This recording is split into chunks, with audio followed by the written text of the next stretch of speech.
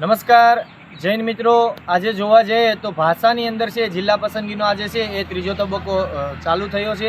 એની અંદર છે ગુજરાતી અને હિન્દી આ બંને વિષયનું છે આજે જિલ્લા પસંદગી પૂર્ણ થઈ છે। તો આજના વિડીયોની અંદર આપણે જોવાનું છે કે ગુજરાતી અને હિન્દી વિષયની અંદર છે કેટલા ઉમેદવારો બોલાયેલા હતા, કેટલા ઉમેદવારો છે જિલ્લા પસંદગી કરેલી હતી અને કોઈ કેટેગરીમાં કે કેટલી સીટો ખાલી છે કે કેમ એ વિગતવાર છે આજના વિડીયોની અંદર આપણે વાતચીત કરવાના છીએ। તો સૌથી પહેલાં વાત કરવી છે ગુજરાતી વિષયની। તો ગુજરાતી વિષયની અંદર જોવા જાય તો છેલ્લે બીજો રાઉન્ડ છે 6-10-25ના રોજ પૂરો થયો હતો, ત્યારે જોવા જઈએ તો સીટો કેટલી ખાલી પડેલી હતી એમાં જોવા જઈએ તો ઓપનની એક સીટ ખાલી હતી, એ માત્ર ને માત્ર કોની હતી? પીએચની। ત્યારબાદ ઓબીસીની ટોટલ સીટો ખાલી હતી 11। ત્યારબાદ એસસી તો આખે આખું ફૂલ થઈ ગયેલું હતું। ત્યારબાદ એસટીની 79 ટોટલ સીટો ખાલી હતી। ત્યારબાદ ઈડબ્લ્યુએસમાં એક સીટ ખાલી હતી, એ કોની હતી? પીએચની। તો આમ ટોટલ જોવા જાય તો 6-10-25ના અંતે ટોટલ છે 92 સીટો ખાલી પડેલી હતી। તો એમાંથી આજે કેટલી સીટો ભરાયેલી છે તો જોવા જાય તો એમાં ઓબીસીની છે ટોટલ ઓપનની તો 0-0 હતી, એટલે ઓપન તો એક જ સીટ છે ખાલી, આજે પણ ખાલી છે। કઈ સીટ ખાલી છે? પીએચની, એ એક સીટ ઓપનની ખાલી છે। ઓબીસીની અંદર જોવા જાય તો 11 સીટો હતી, એમાંથી 9 સીટો છે આજે ભરાયેલી છે અને 2 સીટો હજુ પણ ખાલી છે। કોની સીટ ખાલી છે? પીએચની। એસસીમાં તો 0-0 બધું થઈ ગયું હતું। એસટીમાં ટોટલ 79 સીટો હતી, એમાંથી 70 સીટો ભરાયેલી છે ને હજુ પણ 9 સીટો ખાલી છે। 9 સીટો ખાલી કોની છે? તો કે પીએચની। અને ઈડબ્લ્યુએસમાં એક સીટ ખાલી હતી પીએચની, અને આજ રોજ જોવા જાય તો એક પણ પીએચના ઈડબ્લ્યુએસ કેન્ડિડેટ મળ્યા નથી, તો હજુ પણ એક સીટ ખાલી છે ઈડબ્લ્યુએસમાં, એ કોની ખાલી છે? પીએચની। તો ટોટલ આજે જોવા જાય તો 92 સીટો ખાલી હતી, એમાંથી 79 સીટો ટોટલ ભરાયેલી છે અને જોવા જાય તો 13 સીટો ખાલી છે, એ 13 સીટો કોની ખાલી છે? તો કે પીએચની। તો આજ રોજ છે જિલ્લા પસંદગી ગુજરાતી વિષયની અંદર છે ટોટલ 79 ઉમેદવારો જિલ્લા પસંદગી કરેલી છે ને જે સીટો ખાલી છે 13 જેટલી કોની ખાલી છે? પીએચની। એમાં જોવા જાય તો એમાં 5, બીમાં 4, સીમાં 0 અને ડીમાં 4, તો 4 ને 4 8 અને 8 ને 5 એટલે ટોટલ જોવા જાય તો 13 સીટો ખાલી છે। એમાંથી એક સીટ જોવા જાય તો ઓપનની ખાલી છે મળતી માહિતી મુજબ, એનાલિસિસ મુજબ, એક ઓપનની, 2 ઓબીસીની, 9 એસટીની અને એક ઈડબ્લ્યુએસની। આ જે સીટો છે ટોટલ જોવા જાય તો 1, 2 એટલે 3, 3 ને 9 એટલે એ રીતે 12 અને 1 13, તો ટોટલ 13 સીટો પીએચની ખાલી છે। બરાબર, આ વાત થઈ ગુજરાતી વિષયની। તો ગુજરાતી વિષયની અંદર છે એ આખે આખું છે જિલ્લા પસંદગી આજે પૂરી થઈ ગઈ છે, બધી સીટો પણ પેક થઈ ગઈ છે। ગુજરાતી વિષયનો આખે આખી છે પૂર્ણ થઈ ગયું છે। જે 13 સીટો ખાલી છે માત્ર ને માત્ર કોની ખાલી છે? પીએચની। આ વાત હતી ગુજરાતી વિષયની।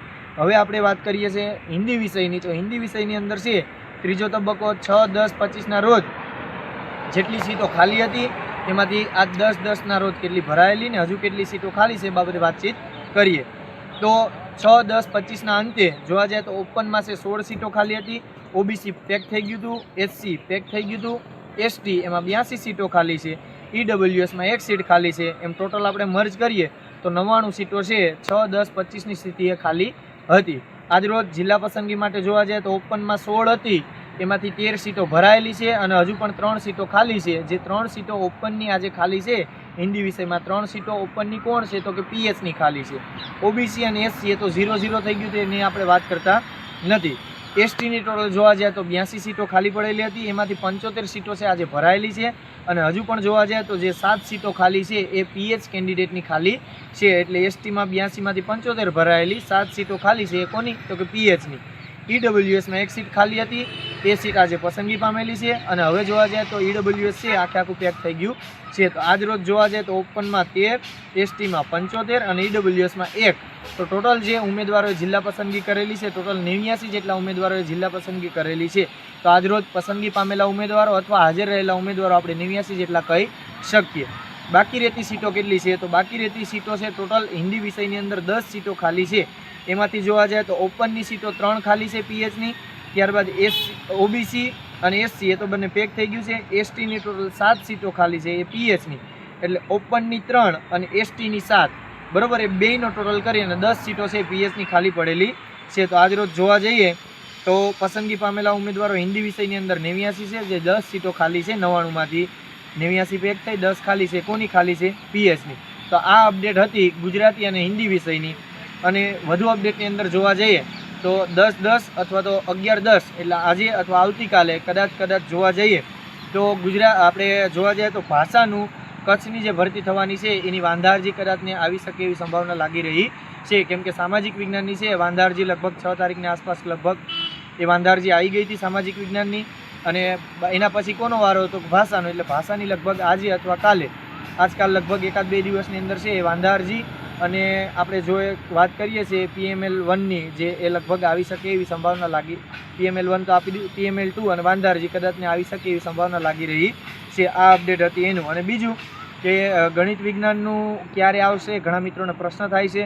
તો હવે આવતીકાલે શનિવારે છે ભાષાનું પૂર્ણ થાય ત્યારબાદ આપણે આગામી પ્રોસેસ શેની થવાની છે એ માહિતી મળી શકે.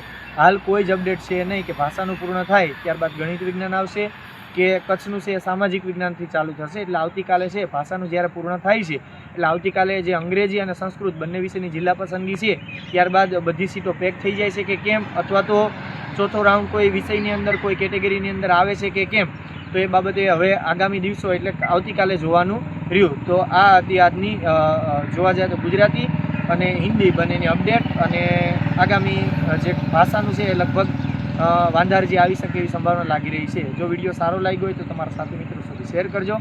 જો ચેનલમાં તમે નવા જોડાયેલા હોય તો ચેનલને લાઇક, શેર અને સબસ્ક્રાઈબ કરવાનું ભૂલશો નહીં. આભાર, ધન્યવાદ.